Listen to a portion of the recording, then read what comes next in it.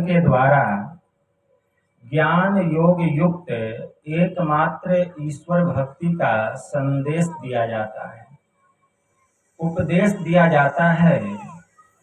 प्रत्येक प्राणी मात्र को बोध कराया जाता है कि ज्ञान क्या है, योग क्या है, भक्ति क्या है, जीव क्या है, माया क्या है, ब्रह्म क्या है।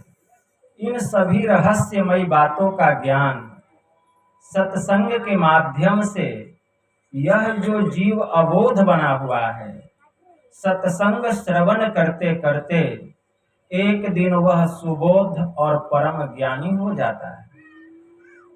अभी संत स्तुति और गुरु वंदना से पाठ का शुभारंभ हुआ। हम लोगों ने अति ही मनोयोग पूर्वक भक्ति युक्त ढंग से पाठ का श्रवण किया। तत्पश्चात श्री रामचरितमानस सार सटीक सप्तम सोपान उत्तर कांड से भी हम लोगों ने पाठ का श्रवण किया। पाठ के क्रम में मानव तन की प्रधानता के संबंध में हम लोग श्रवण कर रहे थे। इस मनुष्य शरीर की क्या महत्ता है, इसकी विशेषता क्या है, भगवान श्री राम अपने मुखारविंद से प्रजावासियों को उपदेश के क्रम में बता रहे हैं, समझा रहे हैं। भगवान श्री राम ने अपने नगरवासियों से कहा कि हे मेरे अयोध्या वासियों, बड़े भाग मानुष तन पावा, सुर दुर्लभ सब ग्रंथ ही गावा। कि बड़े भाग्य से हम लोगों को यह मनुष्य का शरीर मिला है, और यह मनुष्य का शरीर देवताओं को भी दुर्लभ है। देवता लोग ललायित रहते हैं कि अगर हमें भी मनुष्य का शरीर मिलता तो हम भी ईश्वर की भक्ति करते और मुक्ति को प्राप्त कर लेते। लेकिन मनुष्य का शरीर मिलना देवताओं को दुर्लभ ही नहीं, अत्यंत दुर्लभ है। इसीलिए संत तुलसी साहब की वाणी में आया, नर तन दुर्लभ है देव को, सब कोई कहत पुकार, सब कोई कहत पुकार, देव देही नहीं पावे। ऐसे मूर्ख जन स्वर्ग की आस लगावे, अब पुण्य छीन सोई देव स्वर्ग से नरक में आवे। भर में चारों खान पुण्य ताहि रिझावे, तुलसी सतमत ततगहे, स्वर्ग पर करे खखार। अरे नर्तन दुर्लभ देव को, सब कोई कहत पुकार। सभी महापुरुषों ने एक ही स्वर में कहा कि यह मनुष्य का शरीर देवताओं को दुर्लभ है, दुर्लभ है। देवता लोग कितना भी प्रयास कर लें, वह यह देह, यह शरीर, यह मानव का तन प्राप्त नहीं कर सकते। लेकिन वे लोग मूर्ख हैं जो मनुष्य का शरीर जो देव दुर्लभ है, ऐसे योनि को पा करके वह विषय भोग में जो देवी देवता पड़े हुए हैं उसमें अपने मन को लगाए हुए हैं। उनका भी शरीर छूटेगा तो वह भी उसी गति को प्राप्त होंगे, और फिर यह मनुष्य का शरीर उनके लिए मिलना दुर्लभ हो जाएगा। क्योंकि देवी देवता भी जब तक पुण्य का पुंज है तब तक ही वे स्वर्ग में सुख का भोग कर रहे हैं। जैसे ही पुण्य की पूंजी समाप्त होती है, उनको भी स्वर्ग से नरक में आना पड़ता है।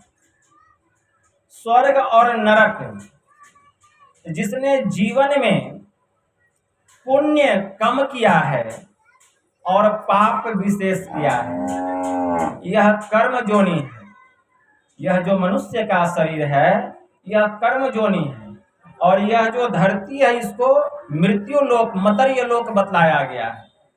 जो भी इस संसार में इस कर्म जोनि को, मतलब मनुष्य शरीर को प्राप्त करता है, तो कुछ न कुछ सबसे पाप और पुण्य होता ही रहता है। अंतर केवल इतना होता है कि किसी से पाप कम होता है तो किसी से पुण्य विशेष होता है, किसी से पुण्य कम होता है तो पाप विशेष होता है। जिसका फल यह होता है, परिणाम यह होता है कि जो कम है उसका फल पहले मिलता है और जो विशेष है उसका फल बाद में मिलता है। अगर हमने जीवन में पुण्य कम किया है और पाप ज्यादा किया है तो उस पुण्य के प्रताप से पहले हम स्वर्ग में जाएंगे और उस पुण्य को भोगने के बाद जो पाप विशेष है उसको भोगने के लिए फिर नरक में आना पड़ेगा और फिर वहां से 4 खानी में जो 84 लाख योनियां है उसमें भटकना पड़ेगा।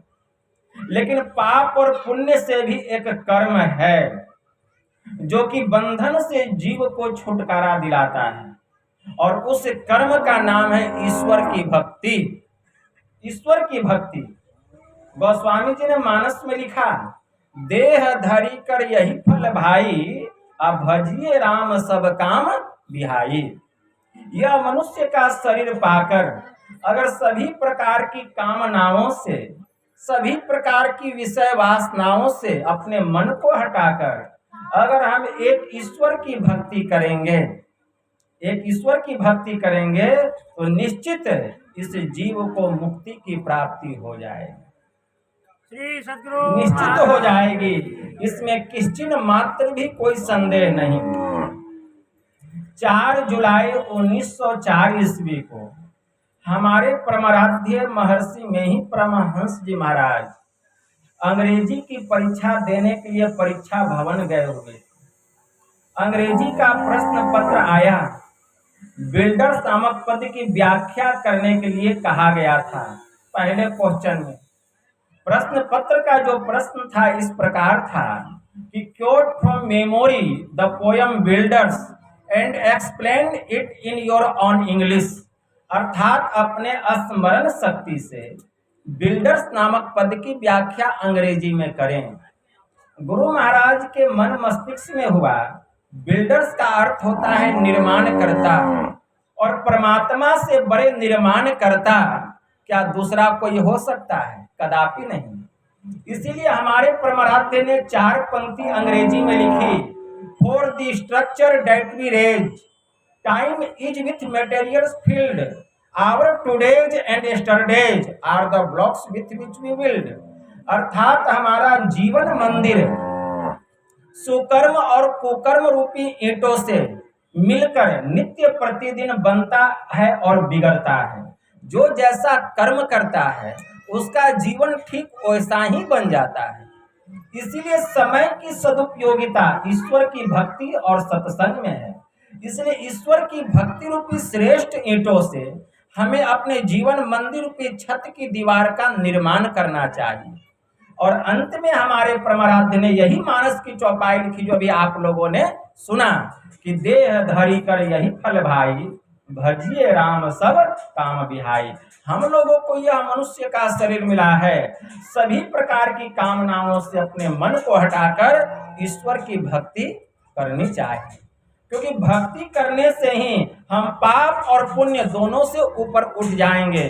और पाप और पुण्य से जो परे है वह है परमात्मा का परम पद। पाप और पुण्य दोनों जल करके खाक हो जाएगा, राख हो जाएगा। पाप और पुण्य जीव के ऊपर दोनों बंधन का कारण है।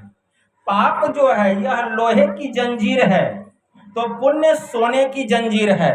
अगर सोने की बेड़ी से आपको बांध दिया जाए तो आपको सुख मिलेगा कि दुख मिलेगा? कहेंगे बाबा दुख मिलेगा, क्योंकि कोई भी बंधन में रहना नहीं चाहता। हर कोई स्वतंत्रता चाहता है, आजादी चाहता है, लेकिन जब तक यह पाप और पुण्य लगा हुआ रहेगा, यह जन्म मरण, यह आवागमन आना जाना लगा हुआ रहेगा। इसीलिए हम ऐसा कर्म करें, ऐसी भक्ति करें कि पाप और पुण्य दोनों से छुटकारा मिल जाए। हमारे परमाराध्य ने इसलिए पदावली में लिखा, यही मानुष देह समैया में करूं परमेश्वर में प्यार, कर्म धर्म को जला खाक कर देंगे तुमको तार। कि कर्म और धर्म दोनों पाप और पुण्य जल कर राख हो जाए वह कौन सा काम है? वही है ईश्वर की भक्ति। पाप कहाँ जलता है, पुण्य कहाँ जलता है? पाप का नाश कहाँ होता है, पुण्य का नाश कहाँ होता है? भगवान महायोगेश्वर श्री कृष्ण ने उद्धव जी से कहा कि हे उद्धव, अगर कुछ काल के लिए भी उत्तर गीता में एक मंत्र आया है, मुहूर्तमपि योग गच्छे ना सागरे मनसा सह सर्वम तरति पापानम तस्य जन्म शतार्जितम। एक मुहूर्त के लिए, एक क्षण के लिए भी जो मन सहित नासाग्र में जाकर के ठहरता है, उसका सैकड़ों जन्मों का जो किया हुआ पाप है, उस पाप से वह मुक्त हो जाता है। भगवान शिव जी ने ब्रह्मा जी से कहा कि हे ब्रह्मा जी, सुषुम्नायम यदा योगी क्षणे कंपी तिष्ठति, सुषुम्नायम यदा योगी क्षणार्धम्पि तिष्ठति, सुषुम्नायम यदा योगी सुनलग्नो लवनाम्बुवत, सुषुम्नायम यदा योगी लियते क्षीर निर्वत, भिद्यते च तदा ग्रंथि छिद्यन्ते सर्व संशया, क्षीयन्ते प्रमाकाशे ते यान्ति प्रमाम गतिम। भगवान शिव जी ब्रह्मा जी से कह रहे हैं कि हे ब्रह्मा जी, जब सुषुम्ना में कोई एक क्षण भी ठहरता है, अगर कोई एक क्षण नहीं ठहर सका तो सुषुम्ना में जब कोई आधा क्षण भी ठहरता है, सुषुम्नायम यदा योगी सुनलग्नो लवनाम्बुवत, सुषुम्ना में जब जोगी नमक और पानी के समान घुल जाता है, सुषुम्नायम यदा योगी लियते क्षीर निर्वत, सुषुम्ना में जब जोगी दूध और पानी के समान मिल जाता है, परिणाम क्या होता है? भिद्यते च तदा ग्रंथि छिद्यन्ते सर्व संशया, उसकी हृदय ग्रंथि का भेदन होता है। इस स्थूल शरीर से सुरत चार अंतःकरण की इंद्रियां मन, बुद्धि, चित्त और अहंकार के साथ निकलती है, उस सुषुम्ना में प्रवेश करती है और वही सुरत अंधकार से प्रकाश मंडल में जाती है और शब्द के धार को धर करके सीधे वह परमात्मा के परम पद को प्राप्त कर लेती है। तो जो अंधकार से प्रकाश मंडल में चला जाता है, उसका जितना पाप है सब पाप जल करके राख हो जाता है, पाप का वहां नाश हो जाता है। भगवान शिव जी ने शिव संहिता में माता पार्वती से कहा कि हे देवी, शिरः कपाले रुद्राक्षरम बीवरम चिंतयेद यदा तदा ज्योतिः प्रकाशः स्याद् विधुत पुंज संप्रभः एतत् चिंतन मात्रेण पापानं संशयो भवेत दुराचारो अपि पुरुषो लभते परमं पदम। भगवान शिव जी कहते हैं कि हे देवी, यह जो सिर है, यह जो हमारा माथा देख रहे हैं, इसको सिर कहा गया, और इसी सिर में कपाल है।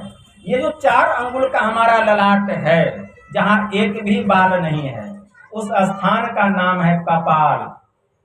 तो सिरः कपाले, सिर में कपाल है। रुद्राक्षरम, इस कपाल के भीतर में रुद्राक्ष है। कहाँ है? इस कपाल के भीतर में रुद्राक्ष है। बहुत लोग हिमालय जाते हैं, गोदावरी जाते हैं, गंगोत्री जाते हैं, रुद्राक्ष लेकर के आते हैं और कहते हैं बाबा यह असली वाला रुद्राक्ष है। लेकिन भगवान शिव कहते हैं दुनिया के जितने रुद्राक्ष हैं सब नकली हैं, असली रुद्राक्ष इस कपाल के भीतर में है और सबके कपाल के भीतर में वह रुद्राक्ष है। रुद्र का अर्थ होता है शंकर, अक्ष का अर्थ होता है नयन, मतलब भगवान शिव का तीसरा नेत्र। तो सिर में कपाल है, कपाल के भीतर में रुद्राक्ष है, बाहर में नहीं। अब बीवरम कहते उस रुद्राक्ष में एक बीवर है, मतलब एक महीन छिद्र है। चिंतयेद यदा, जो हमेशा वहां अपने चित्त को लगा करके रखता है, वहां अपने ध्यान को लगा करके रखता है, परिणाम क्या होता है? तदा ज्योतिः प्रकाशः स्याद् विधुत पुंज संप्रभः। तो वहां ध्यान लगाने से जब दृष्टि की दोनों धार वहां जा करके मिलती है तो बिजलियों के पुंज के समान ब्रह्म ज्योति का प्रचंड प्रकाश होता है। एतत् चिंतन मात्रेन पापानं संशयो भवेत। जब ब्रह्म ज्योति का प्रकाश होता है वहां जन्म जन्मांतर का किया हुआ जितना पाप है, पहाड़ के समान भी अगर पाप है तो उस ब्रह्म ज्योति के प्रकाश में जल करके राख हो जाता है, राख हो जाता है। एतत् चिंतन मात्रेन पापानम संशयो भवेत दुराचारो अपि पुरुषो लभते परमं पदम। हे देवी, कितना ही दुराचारी, कितना ही पापी वह पुरुष क्यों न हो, वह अपने पापों से मुक्त होकर वह मेरे ही परम पद को प्राप्त करता है। तो वहां पाप जल करके राख हो जाता है और कोई दूसरा उपाय नहीं है पापों का नाश कर सके। खूब दान कर लीजिए, तीर्थ कर लीजिए, व्रत कर लीजिए, आप जाकर के त्रिवेणी में डुबकी लगा लीजिए, बाहर का जो त्रिवेणी है इलाहाबाद प्रयागराज में, लेकिन पाप नाश होने वाला नहीं है। भीतर के त्रिवेणी में डुबकी लगाना पड़ेगा। वहां डुबकी लगाने से पाप का नाश होता है, लेकिन पता तो चले कि भीतर में त्रिवेणी है कहाँ। इसीलिए भजन भेद लेना पड़ता है, ब्रह्म विद्या लेना पड़ता है। इसलिए जब तक हम गुरु धारण नहीं करेंगे, जिसके जीवन में गुरु नहीं है उसका जीवन ही शुरू नहीं है। गुरु बिनु माला फेरता और गुरु बिनु करता दान, गुरु बिनु सब निष्फल गया बूझो वेद पुराण। तो गुरु करना पड़ेगा। गुरु कीजिए जानी के, अब पानी पीजिए छानी, और बिना विचारी गुरु करे परे 84 खानी। वास्तव में गुरु होना चाहिए, गरु नहीं, गाय बैल नहीं।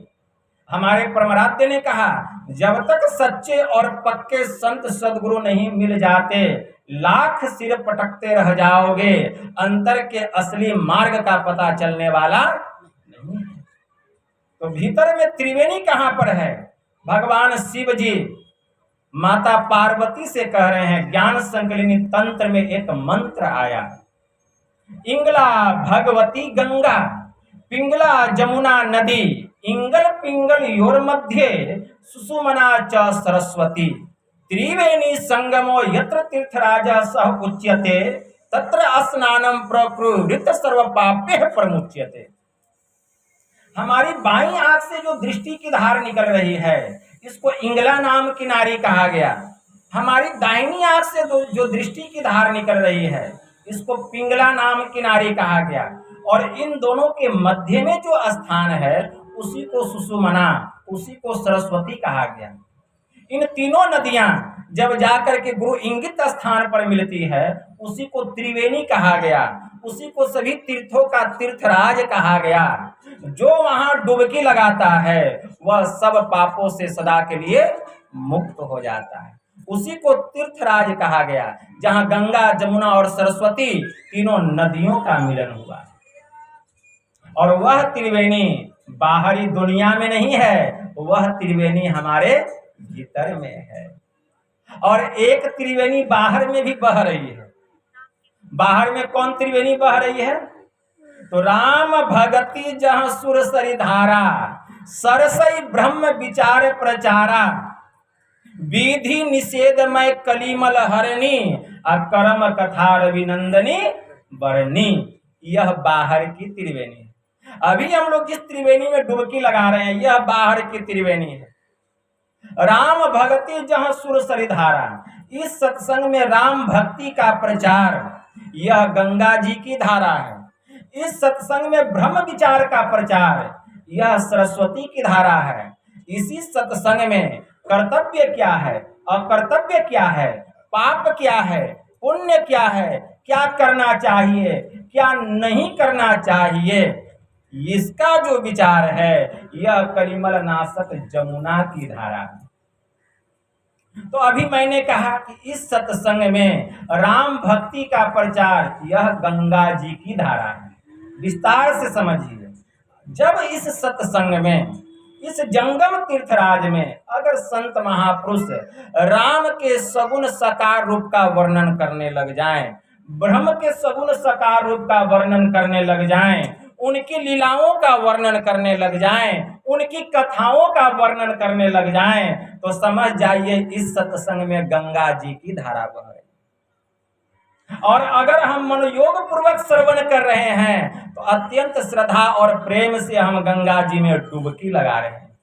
इसी सत्संग में जब संत महापुरुष ब्रह्म के निर्गुण निराकार स्वरूप का वर्णन करने लग जाएं, ब्रह्म ज्योति और ब्रह्मनाद का वर्णन करने लग जाएं, आंतरिक साधना का वर्णन करने लग जाएं, केवल परम पद का वर्णन करने लग जाएं, तो समझ जाइए इस सत्संग में सरस्वती की धारा बह रही। और अगर हम मनोयोग पूर्वक श्रवण कर रहे हैं तो अत्यंत श्रद्धा और प्रेम से हम सरस्वती नदी में डुबकी लगा रहे हैं। इसी सत्संग में जब संत महापुरुष विधि कर्म, निषेध कर्म, कर्तव्य कर्म, अकर्तव्य कर्म, पाप पुण्य का वर्णन करने लग जाएं, तो समझ जाइए इस सत्संग में जमुना जी की धारा बह रही। और अगर हम मनोयोग पूर्वक श्रवण कर रहे हैं तो अत्यंत श्रद्धा और प्रेम से जमुना नदी में डुबकी लगा रहे हैं। तो सत्संग में गंगा, जमुना और सरस्वती त्रिवेणी की धारा इस सत्संग में बह रही। इसीलिए परम पूज्य शाही स्वामी जी महाराज की वाणी में आया कि सत्संग बिना सोचो मानव, जग में वह ज्ञान कहाँ होगा, जिस ज्ञान की छाया में जाकर अपना कल्याण महा होगा। सत्संग में संत वचन रूपी ज्ञान की गंगा बहती है, और इसमें अवगाहन यदि न किया तो सतपथ का ज्ञान कहाँ होगा। मुक्ति का मार्ग भक्ति है, और जो जुक्ति बिना नहीं होती, और जुक्ति से यदि भक्ति न किया तो भव से त्राण कहाँ होगा।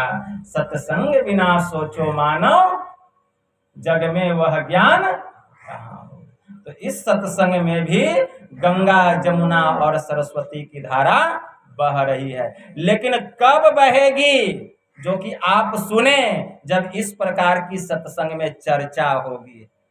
कहीं इस सत्संग में घर गृहस्थी की चर्चा होने लग जाए, सास पुतोहू की चर्चा होने लग जाए, बेटा बेटी की चर्चा होने लग जाए, खेत खलिहान की चर्चा हो जाए, तब वह सत्संग नहीं है।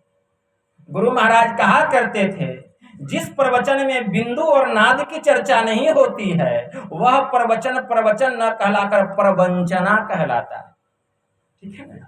इसीलिए इसमें ब्रह्म विचार का भी प्रचार होना चाहिए, और ब्रह्म के सगुण साकार का भी वर्णन होनी चाहिए, चर्चा होनी चाहिए। कर्तव्य कर्म क्या है, निषेध कर्म क्या है, क्या करना चाहिए, क्या नहीं करना चाहिए, यह कलिमल नाशक जो जमुना की धारा है इसकी भी चर्चा होनी चाहिए। तब इस सत्संग में त्रिवेणी की धारा बहेगी। ऐसे त्रिवेणी की धारा बहने वाली, तो मैं कह रहा था जो अंधकार से प्रकाश मंडल में चले जाते हैं उनके सब पाप जल करके राख हो जाते हैं। और पुण्य कहाँ जल करके राख होता है? पुण्य का भी तो नाश होता है। जब तक पाप और पुण्य दोनों से रहित नहीं होंगे यह सूरत आगे कैसे बढ़ेगी। जब हम साधन विशेष विधि के द्वारा, योगिक क्रिया के द्वारा जब हम प्रकाश मंडल के केंद्र पर चढ़ाई करते हैं, प्रकाश मंडल का केंद्र क्या है? प्रकाश मंडल का केंद्र है त्रिकुटी महल। प्रकाश मंडल का केंद्र त्रिकुटी महल बतलाया गया, जहां पूर्ण सूर्य निकला हुआ।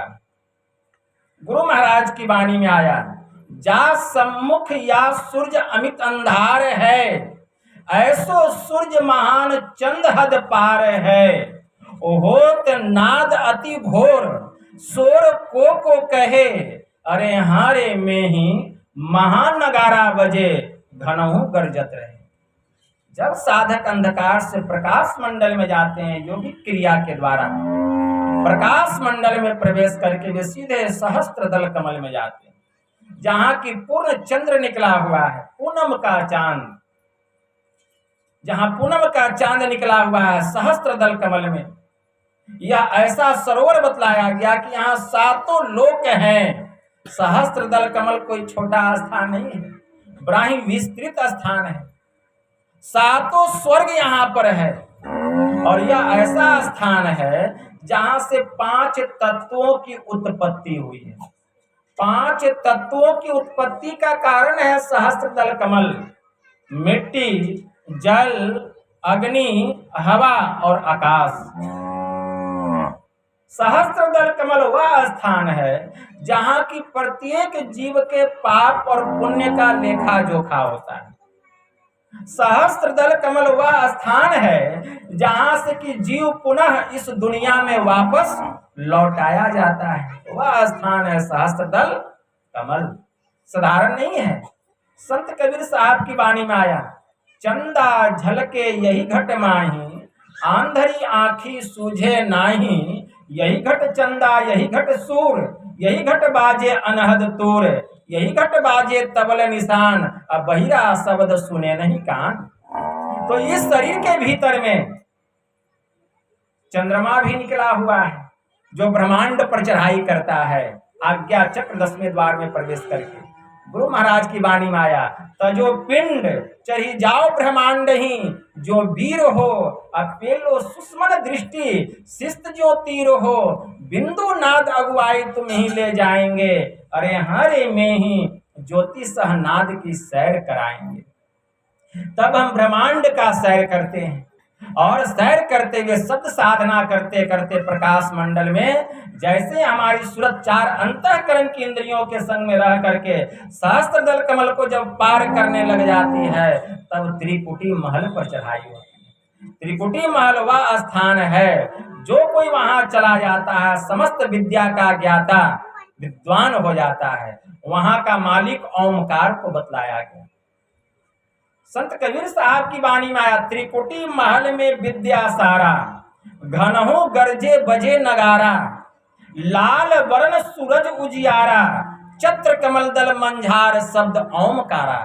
वहां का स्वामी, वहां का दाता, वहां का मालिक ओमकार को बतलाया गया।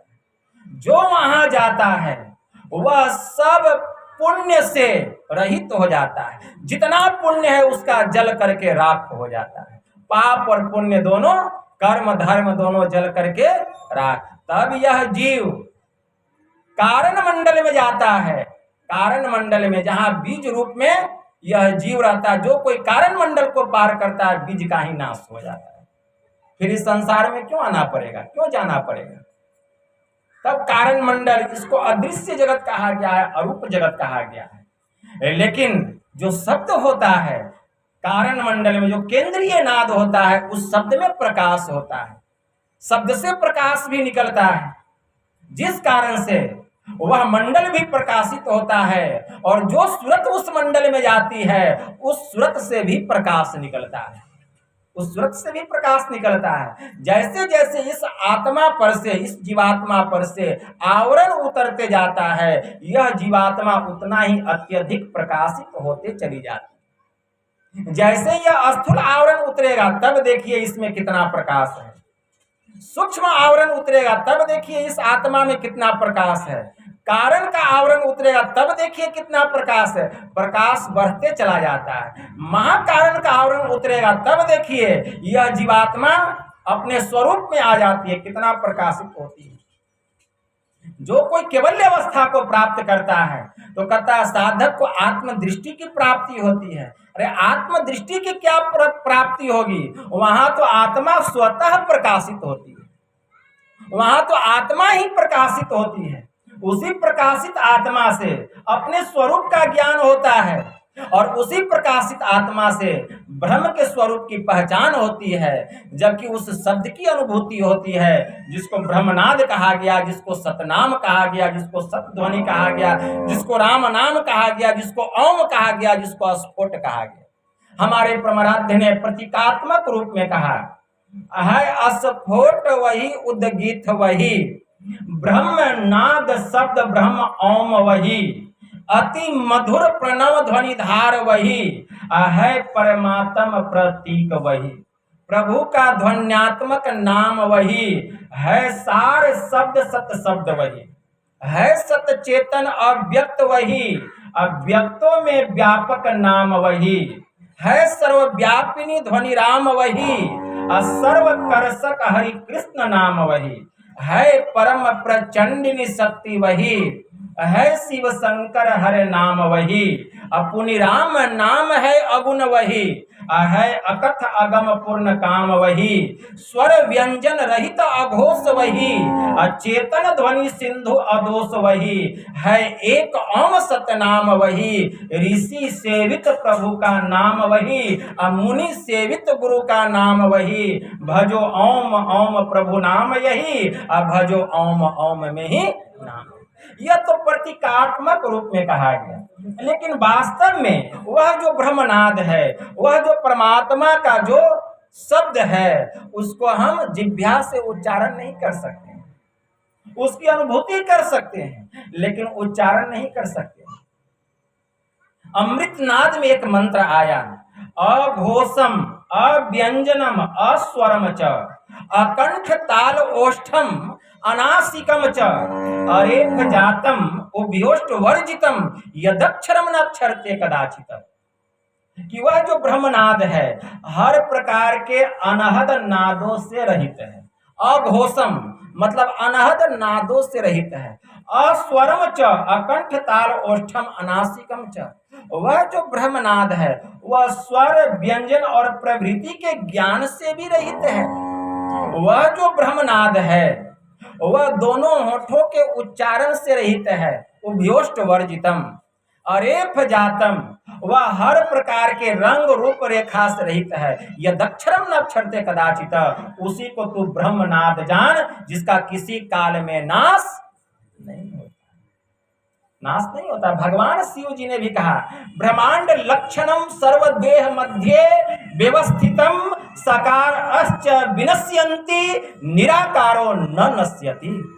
इस शरीर में समूचा ब्रह्मांड फैला हुआ है जिसमें सगुण साकार का नाश होता है, लेकिन वह जो निर्गुण निराकार है उसका किसी काल में नाश नहीं होता है। उस सब में चुंबकीय गुण है। चुंबक सत शब्द है भाई, चुंबक शब्द लोक ले जाई, लई निकारी होखे नहीं पीरा, सत्य शब्द जो बसे शरीरा। यही बड़ाई शब्द की जैसे चुंबक भाई, अब बिना शब्द नहीं उबरे, केता करे उपाय। वही है ब्रह्मनाद, उसी को आदि नाम कहा गया। कोटि नाम संसार में ताते मुक्ति न होए, आदि नाम जो गुप्त मत बूझे बिरला, वही है सत्य नाम। उसी को सार शब्द कहा गया। एक बार उस शब्द की अनुभूति हो जाए, केवल एक बार, तब देखिए यह जीव सीधे उस परमात्मा में जाकर के मिल जाएगा। संत पलटू साहब की वाणी में आया, नाम डोर है गुप्त को नहीं जानता, निह अक्षर का रूप दृष्टि नहीं आवता, ररंकार आकार पवन को देखना। अरे हाँ रे पलटू, अरे देखत है कोई संत और सब पेखना, जो कोई चाहे नाम को सो नाम अनाम है जी, अरे लिखन पढ़न में आवे नाही, निह अक्षर काम है जी, रूप कहे अनुरूप पवन अनुरेखते। अरे हाँ रे पलटू, अरे गैब दृष्टि से संत नाम वह देख, तब उस नाम की अनुभूति होती। गैब दृष्टि किसको कहा गया? आत्म दृष्टि को कहा गया। जब आत्मा प्रकाशित होती है तब उस नाम की अनुभूति होती है। तो जब तक हम केवल अवस्था को नहीं प्राप्त करेंगे, जब तक जड़ से यह चेतन रहित नहीं होगा, अलग नहीं होगा, तब तक उस नाद की अनुभूति होने वाली। इसी के लिए है साधना। यह मनुष्य का शरीर मिला है, साधन धाम मोक्ष कर द्वारा, अब पाई न जेहि परलोक समाधि। यह जो हमारा शरीर है यह साधना का घर है, लेकिन इसको हम भोग का घर बना करके रखें। इसमें एक द्वार है जिसको मोक्ष का द्वार कहा गया, उसका पता ही नहीं है कि वह द्वार कहाँ। दुनियादारी के कामों से जो 1-2 घंटे का भी फुर्सत निकाल कर जो ध्यान सत्संग नहीं करता है, अगर वह भजन भेद ले भी लिया है तो परम संत बाबा देवी साहब ने कहा वह उसके किसी काम का नहीं, किसी काम का नहीं। इसीलिए आप भजन भेद लिए हैं, कम से कम 2 घंटा आपको समय निकालना पड़ेगा ध्यान सत्संग करने के लिए, तब वही संस्कार आपका जमा होगा, और जमा होते होते गुरु की कृपा होगी, तब कहीं गुरु की कृपा हो जाए तो योगिक क्रिया के द्वारा आप अंधकार से प्रकाश मंडल में जाएंगे। तो अंधकार से प्रकाश मंडल में गुरु की कृपा से जाया जाता है। कोई अपना कितना भी बल लगा ले, लेकिन वह बल किसी काम का नहीं है। हम लोग नित्य प्रतिदिन विनती करते हैं, पर निज बल कछु नाही है, जे ही बने कमाई, सो बल तबहि पाऊ, जब गुरु होय सा। अपना क्या बल है? अपना कुछ भी बल नहीं है, इसलिए गुरु का बल चाहिए, गुरु का बल चाहिए। एक रोचक प्रसंग है कि गुरु नानक देव जी महाराज के एक शिष्य थे, उसका नाम था झंडा। गुरु नानक देव जी महाराज ने अपने शिष्य झंडा के पास खत भेजवाया कि तुम 1 सप्ताह के भीतर मेरे पास 500 सोने की मोहरें लेकर के हाजिर हो जाओ। बेचारा झंडा सोचने लगा, मैं नित्य प्रतिदिन मजदूरी करता हूँ, तब जा करके एक समय का चूल्हा घर में जलता है, तो दिन भर में एक समय भोजन करता हूँ। अब गुरु महाराज की आज्ञा है 500 सोने की असरफी, और वह भी 7वें दिन लेकर के हाजिर होने के, कहाँ से आएगा? लेकिन गुरु महाराज की आज्ञा है तो पूरा भी वही करेंगे। उसी समय एक नवाब साहब थे उस नगर में, और नवाब साहब के पास एक पहलवान रहता था, उसका नाम था मस्कनिया पहलवान। और वह पहलवान इतना बलवान था कि उस नगर में जितने पहलवान थे सब उससे हार गए थे। उससे जो भी लड़ता, किसी का हाथ तोड़ देता, किसी का पैर तोड़ देता, किसी का गर्दन मरोड़ देता, किसी को जान से ही मार देता। इसलिए अब कोई भी पहलवान उससे लड़ना नहीं चाहता। तो नवाब साहब ऐलान करा रहे थे अपने नगर में कि जो कोई हमारे पहलवान को हरा देगा कुश्ती में, तो हराने वाले को मुंह मांगा इनाम, और हारने वाले को 500 सोने की असरफी दी जाएगी। तो यह बात झंडा सुन लिया, तो वह मन ही मन सोचा, क्या दिक्कत है, अगर मैं हार भी जाऊंगा तो 500 सोने की असरफी तो मिल जाएगी, जिससे गुरु महाराज की मैं सेवा कर सकूंगा, उनकी आज्ञा का पालन कर सकूंगा। ऐसा मन में विचार करके झंडा जाने लगा उस नवाब साहब के पास। तो उसका एक जवान लड़का था, वह कहता, पिताजी आप नहीं जाइए, मैं जाता हूँ, आप बूढ़े हो गए हैं, मैं जवान हूँ। तो झंडा कहता, नहीं बेटा, गुरु महाराज की आज्ञा तेरे लिए नहीं है, मेरे लिए है। तो झंडा स्वयं जाते हैं नवाब साहब के पास और कहते, नवाब साहब मैं आपके पहलवान से लड़ूंगा। तो नवाब साहब देखते हैं इसका एक पैर तो जमीन पर है और दूसरे पैर कब्र में है? यह तो बूढ़ा है और वह मस्किनिया पहलवान है।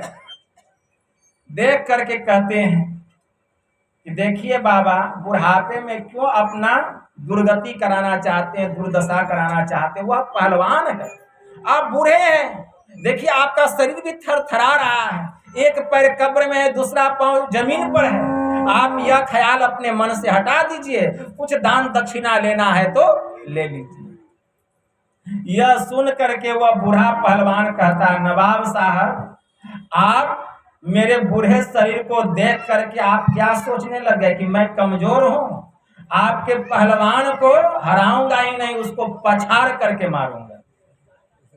अब पहलवान वहीं पर खड़ा था मस्किनिया, अब वह तो बिसा रहा है एकदम। कहा ठीक है। अब अखाड़े में दोनों को लाया गया, देखने वाले का तो पूरा भीड़ नगर में। अब दोनों एकदम आमने सामने हैं। मस्किनिया जैसे हाथ आगे बढ़ाता है, झंडा एक ही बार में हाथ पकड़ के इतना जोर से खींचता है कि वह चित्त हो जाता है और झंडा उसके सीने पर चढ़ जाता है और अपना दाहिना हाथ उसके गर्दन पर रख देता है। वह कितना भी प्रयास करता है लेकिन उसका गर्दन टस से मस नहीं होता है और एक ही बार में वह चितांग हो जाता है। यह देख करके तालियों की गड़गड़ाहट होने लग जाती है। वह जो मस्किनिया पहलवान था वह हार जाता है और वह बूढ़ा से जीत जाता है, यह देखकर नवाब साहब मस्किनिया पहलवान से कहते हैं, अरे मस्किनिया, अरे तेरे सामने तो बड़े से बड़े पहलवान आए, कितने का तूने हाथ तोड़ दिया, पैर तोड़ दिया, गर्दन मरोड़ दिया, कितने को जान से ही मार दिया, और यह एक बूढ़ा व्यक्ति जिसका एक पैर कब्र में दूसरा जमीन पर और एक ही झटके में तुझे चित कर दिया, तेरे सीने पर सवार हो गया, ऐसा क्यों? तो मस्किनिया पहलवान कहता है, नवाब साहब, दुनिया के जितने पहलवान हमारे पास जब लड़ने के लिए आते थे तो वह अपना बल लेकर के आते थे, लेकिन यह जो बूढ़ा शेरैया अपना बल लेकर के नहीं आया था, यह अपने गुरु का बल लेकर के आया था। जब एक ही झटके में इसने मुझे चित कर दिया और जब मेरे सीने पर सवार हो गया और अपना कलाई मेरे गर्दन पर इस तरह से वह जकड़ करके रख दिया, मैंने देखा कि इसके माथे पर लंबे लंबे दाढ़ी वाले कोई महात्मा बैठे और उसी का बल मेरे शरीर पर लग रहा है। इसी कारण मैं कुछ भी नहीं कर सका, विवश हो गया, क्योंकि मेरा शरीर जवाब दे दिया। इसलिए पर निज बल कछु नाही है, जे ही बने कमाई असो बल तवही पाओ गुरु होय साई। तो अपना कोई भी बल नहीं, सब गुरु का बल है। और वही झंडा जाते हैं नवाब साहब के पास, तो नवाब साहब कहते हैं, झंडा, तूने पहलवान को पस्त किया है, तूने जो कहा उसको पूरा किया, अब बोलो तुझे क्या चाहिए, इनाम में मांगो, क्या मांगते हो? तो झंडा कहते हैं, नवाब साहब मुझे 500 सोने की असरफी चाहिए। तो नवाब साहब कहते हैं, अरे झंडा, अरे ये 500 सोने की असरफी तो हारने वाले के लिए था, और तूने तो जीत हासिल की है, जीतने वाले के लिए तो मुंह मांगा इनाम था, इसलिए तुम मुंह मांगा इनाम मांगो। तो झंडा कहता है, नवाब साहब, मेरे गुरु की आज्ञा है 500 सोने की असरफी की, इसीलिए मैं 500 सोने की असरफी से न एक असरफी कम लूंगा और न एक असरफी ज्यादा लूंगा, मुझे मात्र 500 सोने की असरफी चाहिए। सोचिए झंडा कितना संतोषित है। और नवाब साहब उसको 500 सोने की असरफी देते हैं। झंडा वह 500 सोने की असरफी लेकर के गुरु महाराज के चरणों में जाकर समर्पित कर देता है। यह है गुरु की सेवा, यह है गुरु की भक्ति। तो जो इतना अटूट श्रद्धा और विश्वास रखते हैं, तो गुरु महाराज उसकी हर कामना को, चाहना को पूर्ण करते हैं। इस तरह हम संसार में रहकर हम ईश्वर की भक्ति करें, ध्यान करें, सत्संग करें। कहने के लिए बहुत बात है ज्ञान, लेकिन बाबा भी बैठे हुए हैं। मैं यही थोड़ा सा कहकर अपनी वाणी को यहीं विराम देता हूँ और गुरु महाराज से प्रार्थना करता हूँ कि हमारे नंदलाल बाबू जो अपने बच्चे के जन्म दिवस पर यह संतमत सत्संग का आयोजन किए, उस बच्चे का भविष्य उज्जवल हो, उसके जीवन के जो दुख हैं, जो कष्ट हैं, गुरु महाराज उसको हरण करें। और आप लोग जो इतनी संख्या में इस सत्संग में आए हैं, आपके मन में जो कामनाएं हैं, जो चाहनाएं हैं, गुरु महाराज उसको पूरा करे और ध्यान साधना में आप लोगों की पूर्ण रूपेण उन्नति हो। इतना ही कहकर गुरु महाराज के श्री चरणों में प्रेम पुष्प समर्पित करते हुए मैं अपनी वाणी को यहीं विराम देता हूँ। बोलिए प्रेम से श्री सद्गुरु महाराज की जय।